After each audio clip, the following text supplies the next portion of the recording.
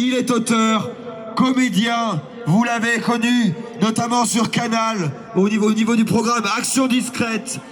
Il est courageux, il se bat pour les artistes. Je vous prie de faire un tonnerre d'applaudissements pour Thomas Sérafine. Merci. Bonjour à vous toutes. Bonjour. Alors vous êtes sans doute en train de vous demander, en me voyant saisir ce micro, c'est qui celui-là? Autant sa moustache me dit vaguement quelque chose, autant l'homme derrière, je ne sais pas. Eh bien, c'est précisément pour cette raison que, solennellement, je tenais à vous présenter mes excuses. Pardon. Pardon de ne pas être Danny Boone, ni Jean-Paul Rouve. J'aurais tellement aimé me présenter devant vous. Sinon, avec le statut de star, du moins avec celui de vedette, d'artiste qui compte, pour pouvoir me faire le relais de l'injustice que vous vivez, que nous vivons, et d'emporter dans le sillage de mes paroles les voix inaudibles de milliers d'anonymes. Et au lieu de ça, eh bien, vous avez qui devant vous? Un moustachu de 3e zone, qui a bien peu de chances de renverser le cours des événements, ni de faire trembler la République. Eh bien, qu'importe, vous l'aurez compris, j'ai un peu honte, oui, un peu honte de faire partie de cette prétendue grande famille du spectacle qui subit de plein fouet une terrible épidémie. Une épidémie d'extinction de voix. Alors oui, j'en veux aux artistes, oui. J'en veux aux artistes, mais à ceux qui ont un nom. Aux artistes qui ont une carrière derrière eux, qui n'ont plus rien à prouver. Pas parce que je considère l'artiste comme un citoyen supérieur, non, mais parce que l'art et l'artiste s'adressent au cœur des gens, qu'il a pour outil de travail les émotions de l'âme. Parce qu'il sait, ou plutôt, il devrait savoir écouter et comprendre les mots de la société, pour les retranscrire en chansons, en films, en œuvres littéraires, en peinture, en photographie ou autre. Mais sinon, l'artiste, s'il n'est pas ça, il est quoi? S'il ne se fait pas l'écho de la douleur et de l'injustice, qu'il soit humoriste ou dramaturge, Racine ou Jamel, même combat, il sert à quoi? C'est donc bien légitime de se demander où sont passés tous nos artistes. Les gars, les copains, oh, vous êtes où? Vous aussi, vous avez pleuré comme je l'ai fait ce soir-là, devant mes enfants, à écouter le Premier ministre d'une glorieuse nation accuser sa propre fille de 11 ans de l'avoir contaminée pour mieux étendre et justifier sa politique de généralisation vaccinale aux enfants. Mais Guillaume Canet, Marion Cotillard, il vous reste encore quelques mouchoirs. Vos yeux ne sont pas devenus totalement secs, secs de larmes et d'empathie. Stromae était où?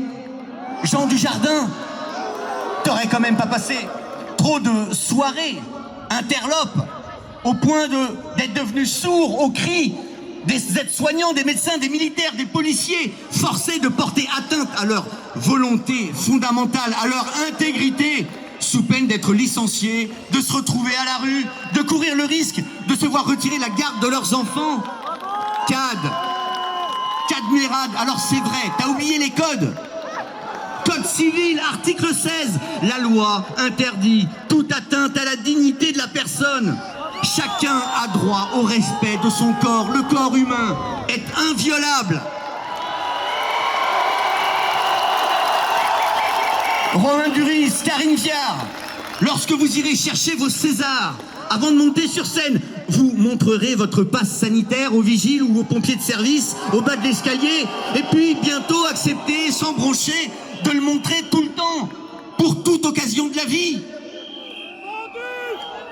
Olivier Py, Philippe Cobert, Isabelle Huppert, Vincent Macken, Emmanuel Béard, Jacques Weber, ne me dites pas que vous n'avez pas pleuré ce 12 juillet lorsque le président de la République d'un respectable pays a exposé sa conception du progrès et qui récidive le 5 janvier en affirmant tout naturellement qu'une partie des citoyens ne sont plus des citoyens. Alors, après cela, vous oserez encore jouer Electre, Macbeth, Antigone déclamant des vers qui prônent la vérité et la justice. Quand on interdit à vos spectateurs l'accès au théâtre au motif qu'ils n'auraient pas reçu 30 microgrammes d'une injection dans leur corps. À quoi bon qualifier le spectacle de vivant si vous tous, vous faites le mort? Fabrice Lucchini, faut-il que tu aies vécu en compagnie de Jean de La Fontaine depuis 30 ans pour finir le col pelé par le collier d'une laisse idéologique comme le chien apprivoisé de la fable? Michel Fugain, Pierre Richard, Eddie Mitchell, Jacques Dutronc, vous n'avez pas fait tout ce chemin pour vous arrêter au dernier combat. Luc Besson, le dernier combat, c'est pas celui-là. Bernard Lavilliers, tu nous as dit la musique ne fait pas rire les dictateurs. Soit, mais il faut quand même qu'elle soit accompagnée de paroles, cette musique, hein? Alors qui pour les porter, ces paroles? Vincent Lindon, Sandrine Kiberlin, Catherine Deneuve, lorsque vous nous voyez défiler sous vos fenêtres du 6e arrondissement, pourquoi vous ne descendez pas avec nous? Tirer les rideaux n'occultera jamais la réalité de ceux qui sont opprimés. Vous avez peut-être peur. Oui. Peur de quoi? Je ne sais pas. Mais si, bien sûr. Mais oui. Peur de vous afficher dans un cortège de complotistes. Et peut-être pire, de non-vaccinés. C'est ça, Omar Sy, François Cluzet. Ce sont eux, les nouveaux intouchables, les non-vaccinés. Cortège d'infréquentables dirigés de surcroît par un meneur d'extrême droite. La messe est dite, disqualifiée. Hop, au rebut, je vous demande de vous taire. Ben, j'en profite au passage, monsieur Philippot, pour vous remercier. Oui, de m'offrir une tribune, parce que nous nous sommes même jamais parlé de notre vie. Eh bien, par votre combativité, sans relâche, vous avez forcé mon respect et celui de bien d'autres. Alors, pas des artistes, non. Mais je me permets toutefois, monsieur Philippot, de vous mettre en garde. Ce n'est certainement pas en manifestant tous les samedis, depuis plus d'1 an, en cherchant à éliminer les discriminations et les divisions entre Français, à écouter inlassablement leurs souffrances, ni en vous mobilisant pour obtenir la vérité, que vous allez devenir un vrai fasciste, à qui l'on prête l'ignoble dessein, une fois arrivé au pouvoir, de vouloir supprimer les libertés et surveiller le peuple, d'opprimer les minorités, comme tout bon dictateur qui se respecte. Non, il y a encore du boulot à faire, monsieur Philippot. Alors, oui, c'est tellement plus simple de se blottir dans la chaleur de l'opinion commandée, bien lovée, au milieu de la chorale de la pensée dominante. Mais alors, qu'est-ce qui s'est passé, Florent Pagny? Ça y est, ils l'ont eu pour de bon, ta liberté de penser? Gérard Jugnot, Thierry Lhermitte, Christian Clavier, le pass vaccinal, ce serait la liberté, mais laquelle? Celle de pouvoir aller bronzer au soleil?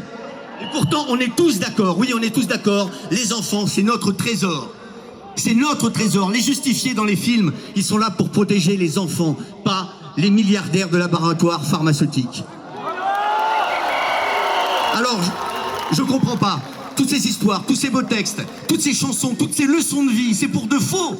Alain Delon, l'insoumis Monsieur Klein, c'est juste une histoire. Gérard Depardieu, Colonel Chabert, Uranus, Germinal, c'est plus que du simple cinéma, tout ça. Benjamin Biolay, il restera quoi dans ton héritage?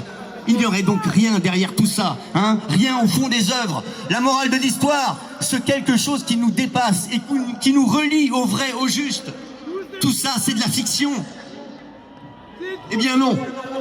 La liberté, la dignité, l'humanité, ce ne sont pas que des slogans vides, scandés le samedi par une poignée de connards, hein, Joey Star? Si tu descendais de temps en temps et leur discutais avec ces gens, ces connards, tu verrais qu'on y trouve de la bonté, de l'humanisme, de la solidarité, de la bienfaisance, toutes ces notions pour lesquelles on s'est battu depuis des décennies. Alors je vais faire vite, je vais me raccourcir. Mais les copains, venez manifester, vous allez voir. Ici on danse, on chante. Dernière chose, c'est une expérience pour eux. Tous les comédiens, les comédiennes, vous prenez vos enfants avec vous, face à un miroir. Vous les regardez et vous prenez votre plus belle voix et vous leur dites: vous savez, mes amours, papa, il est dans le camp des vainqueurs. Il est dans le camp des gentils, il est du bon côté, celui où l'on bafoue tout ce qu'il y a de moins précieux au monde, hein. La dignité, la tolérance, la vérité, ces vieilles inepties là, dans lesquelles des hordes sont battues. Il va jouer aux apprentis sorciers maintenant avec vous. Parce que la bonne santé gratuite naturelle, ça n'existe pas. Pour être en bonne santé, il n'y a qu'un moyen: te faire piquer toute ta vie. Et franchement, si vous y arrivez, c'est que vous êtes vraiment des vrais bons comédiens. Chapeau bas, les artistes.